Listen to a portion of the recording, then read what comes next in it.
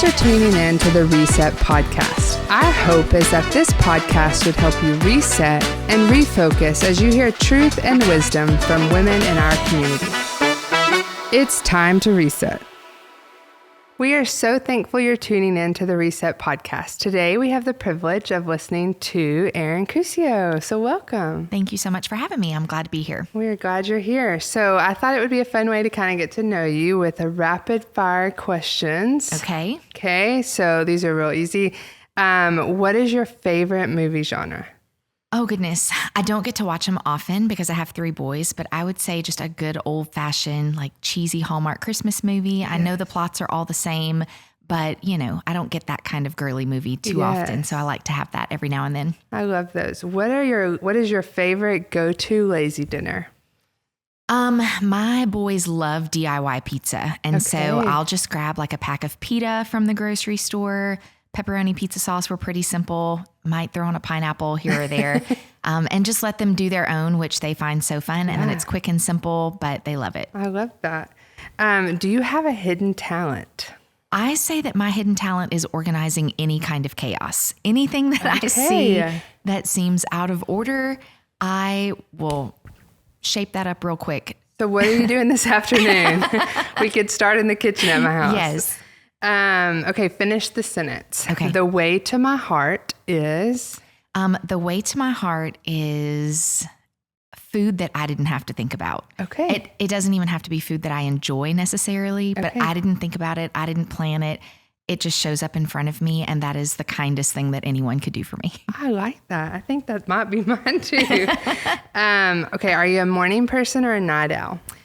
So I wouldn't say that I'm a morning person. I'm not a person that just loves waking up early and like seizing the day, but I'm also not going to be grouchy in the morning. I'm going to get up, I'm going to get my coffee, and I'm going to get moving.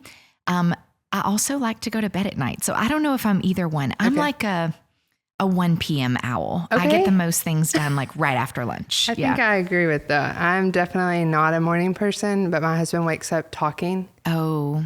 And I just need a little time. Just a second. Yeah. Just a few minutes to just not think. If you could go anywhere in the world, where would it be? That's a tough one. There are so many beautiful places that I could choose, but I really love finding any little quaint downtown that just has history that you can explore. It doesn't have to be fancy or famous, but just something with all of its quirky uniqueness that you can walk and explore and shop and meet some locals. I like that the best. Sure, I love that. Okay, and what is on the menu for dinner tonight? So tonight we are cooking a dish that I found on Instagram. It's called chicken orzo. Okay. And so it's super, super simple. It just has like a block of garlic and herb cheese in the middle, orzo pasta, and chicken broth. And you cook that until the pasta kind of cooks in the broth. And then you add in some chicken and some spinach at the end, serve it with salad and bread, and you're good to go. I love it. Okay, so tell us a little bit about yourself. What do you do? Tell us about your family. So I was a teacher for many years, and I like to joke that I am retired 3 times over. So the first time that I retired from teaching was to be home with my babies. We had 3 boys, and when our youngest son was born, I stayed home with them. And then we were actually living in Louisiana at the time. When we moved to Texas, my youngest was starting pre-K, and I just needed schedule and order. And so I got back into the classroom here in Texas, really enjoyed that. But my husband started a restaurant that became bigger than we anticipated, quicker than we thought. And he needed someone to kind of help him out. So I stopped teaching a second time to help him out at the restaurant. And then realized there wasn't as much for me to do there as I thought that there was going to be. It was a lot of things I could do from home. And so I ended up taking 1 more year in the classroom and then left again, but this time for myself. So now I write, I travel and speak, and I have my own podcast. And that is what I really enjoy getting to do. God just had to keep bringing me back to it over and over again. I love that. Yeah. So cool. And tell me the name of your book again. The book is called Unraveled, Finding the Lovely When Life Comes Undone. I love that. Thank you. We went to Pelican Point. I didn't know that. That's the restaurant you're on, right? And so I told my husband, I'm like, oh, Erin's books are in here. And then I realized that that's what y'all owned. I have a connection. Yeah. You know some people. I know some people. Okay. So as we're kind of heading into the holidays, I think this conversation of busyness and time is important. I looked up this fact that we live in one of the most stressed and depressed countries in the world.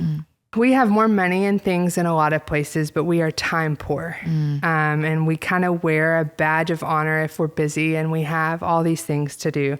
So I'm a stay-at-home mom. I homeschool. And I have this pressure when my husband gets home, and it's not pressure he's put on me, but I feel this need to list off all the things I did. So, hey, did you notice I mopped? Or, hey, I did the laundry? Or, hey, I hung up your clothes. And he's like, that's great. Like, I don't expect you. But I feel this pressure to constantly be doing something. I have to have my list. And so how do we fight those feelings of feeling guilty if we aren't being productive by the world standards? Yeah.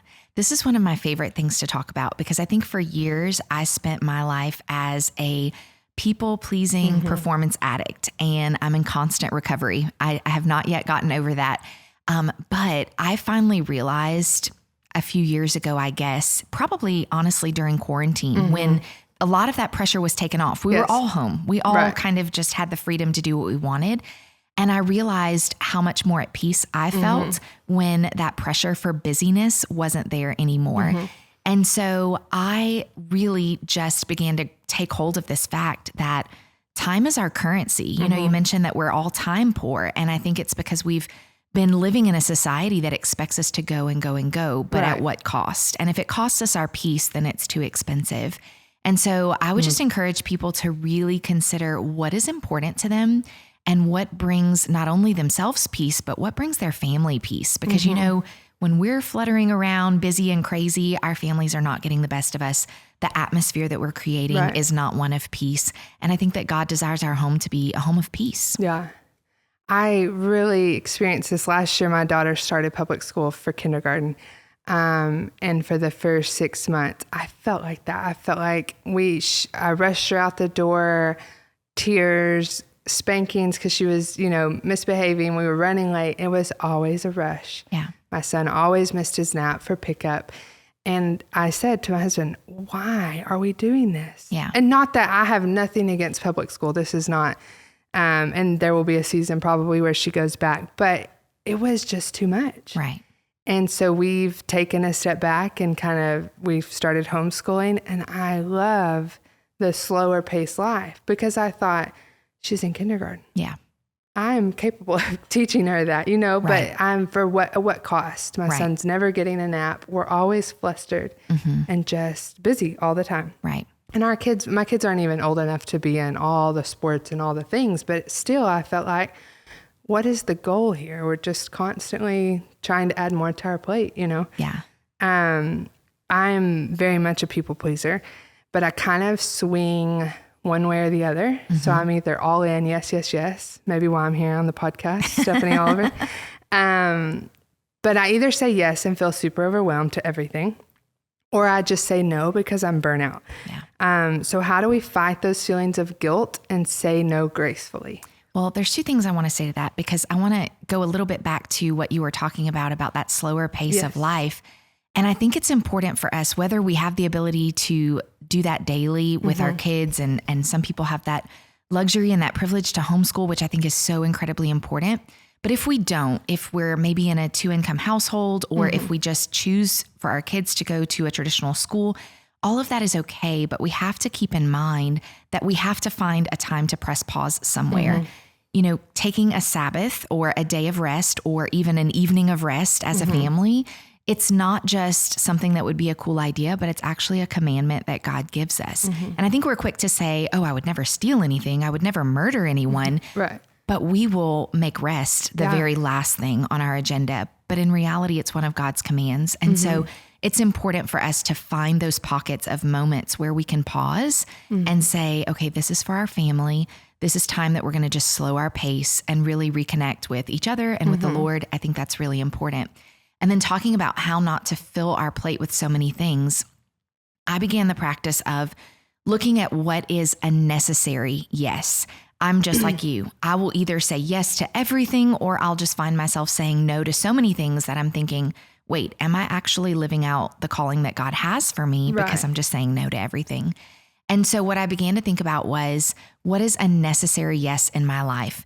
There are some necessary yeses that don't necessarily bring me joy. I think for a long time, there was this thing swirling around of, oh, if it's a heck yes, then that's what you do. But that's not true. I don't always enjoy cooking dinner or folding socks, but I've got to get it done, right? And so for me, a necessary yes is something that's going to produce the fruit of the Spirit in my life and in my home. And so folding socks is not enjoyable, but it is going to create order in my home. Order creates peace.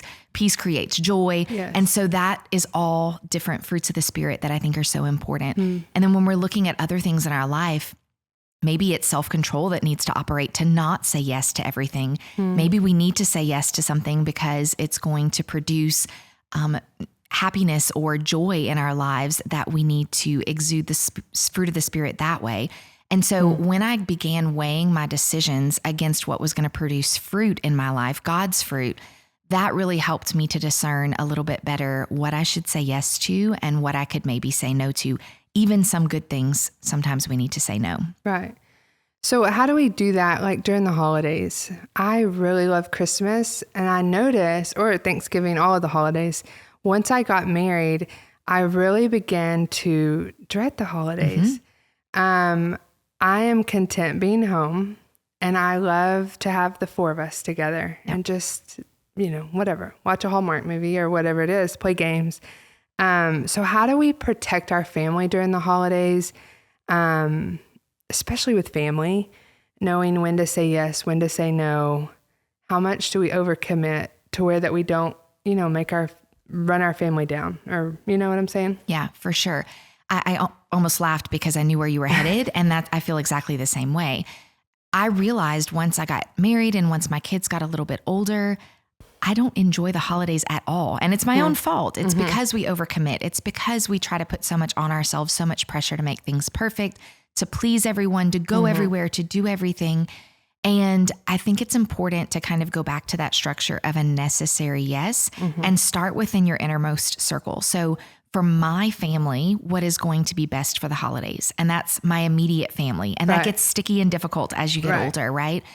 But I think something else that really helped me out was realizing the perspective of, for those of us who have kids, our time with them is limited.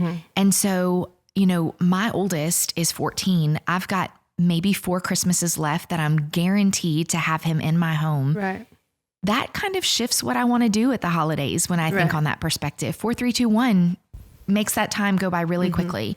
And so when I think about it in that way, it helps to frame a point of reference where I can say, yes, these extended family members are so important to me, but my first priority is going to be, what do I need to do for my own immediate family? Because I've got 4 left, 4 Christmases left as a family unit. And then once I've kind of established that, what's important to our own family, then I can look at the windows of time that I have left where I can schedule in some things. But I think it's just really important for us to leave some margin and not overcommit ourselves, because that can happen so quickly. Yeah. So how do we love our extended family well? I mean, that's hard conversations when, I'm one of 4. My husband is an only child. And so when we merged, there were big differences on what was expected of us at the holidays. And so even financially, I grew up in it. My dad was a pastor. He really valued experiences. And so between our families were typically, we didn't have a whole lot of traditions. My husband came from a family with a lot of traditions, stockings, gifts for all the extended people.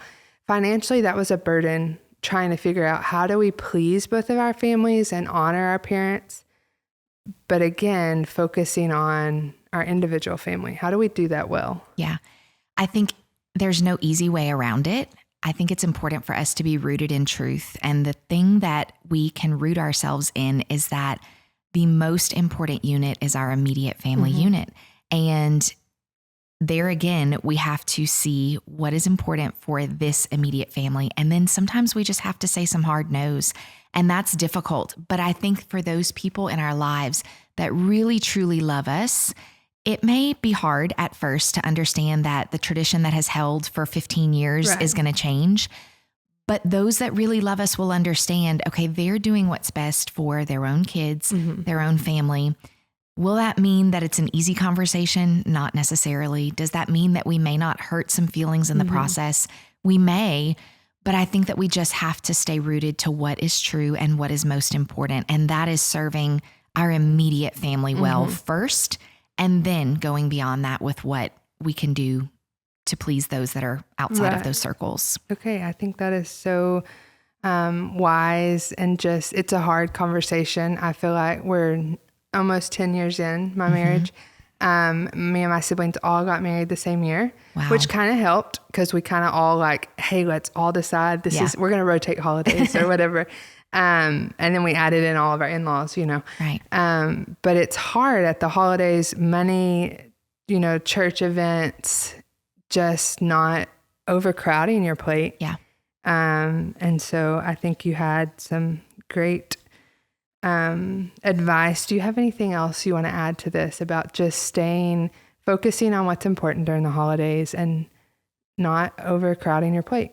I think as we head into the holidays, it's really important to have a plan before you ever get started, to consider, okay, what does my schedule look like as we approach the holidays, and what can I do? Because if you're just going to wing it headed into the holidays, you're very quickly going to become miserable, overscheduled, overcommitted. And so I don't know that looks like saying, okay, I'm going to commit to 5 events this holiday season.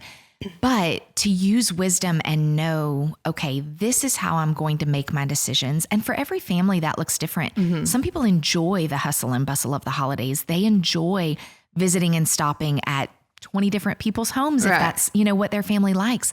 But you have to determine what's important for your family. Know that before you even head into the season, and really work that plan as you move forward so that you're doing things that create the most value in your own life. Thank you, Erin, for everything you had to share. I think our listeners will really enjoy that, and hopefully have a plan. Well, you have time. You still have a month out, 2 months out before Christmas, to say your best yes. Yeah. And prioritize your family. So as we close, I always have one question I like to ask. So is there something you are loving right now, or just something you can't live without? So I have an unpopular opinion. Okay. And that is, I really love Mondays.